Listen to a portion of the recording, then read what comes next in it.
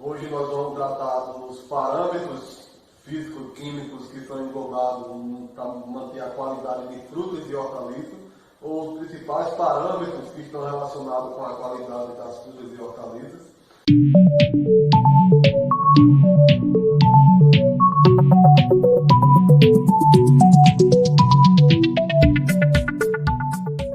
Hoje nós vamos deter principalmente a questão dos parâmetros pH, sólidos solúveis totais e acidez titulável.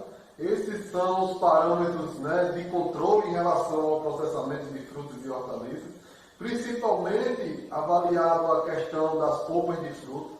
Então, elas são fundamentadas, os seus parâmetros de qualidade eles estão relacionados diretamente com esses três análises, seria o pH, a sólidos solúveis totais, ou no caso BRICS, e também a acidez titulável. Dando início ao tema sobre esses parâmetros de qualidade de polpa de fruta, nós vamos iniciar com o tema pH. Tá?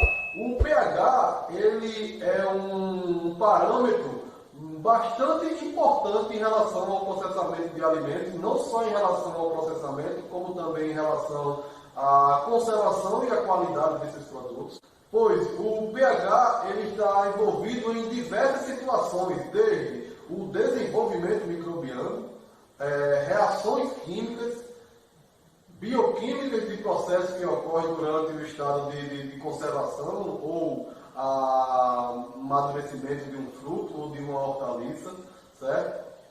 O pH também está relacionado com o crescimento microbiano. Existe faixa de pH específico para cada micro-organismo crescer e principalmente no caso das conservas de frutas, o pH é bastante importante porque um pH de 4,5 ou acima de 4,5, numa condição de anaerobiose, que é quando existe a ausência de oxigênio, isso pode favorecer o desenvolvimento de uma bactéria chamada Clostridium botulinum, uma bactéria patogênica à saúde humana. Então, o controle do pH é uma coisa bastante importante.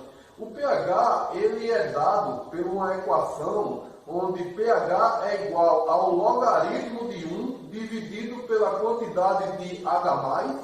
H+ são íons ionizáveis ou íons de hidrogênio presente na amostra. Então, quanto maior essa quantidade de íons de hidrogênio, mais ácido será o meu pH, mais baixo será o valor desse pH. Então, a acidez de um alimento ela é dada nessa relação desses íons de hidrogênio que estão presentes no meio. Então, essa é a equação do pH. O pH ele possui uma escala que vai de 0 a 14, tendo o 7 como neutro. Abaixo de 7 são considerados alimentos ácidos. A maioria dos alimentos em si estão no pH ali de 5 a 6,5. Os produtos de frutas, em geral, eles possuem um pH um pouco mais baixo do que 5. Então, em função desse pH, os alimentos eles podem ser classificados da seguinte forma. Os alimentos pouco ácidos são aqueles alimentos que têm um pH acima de 4,5.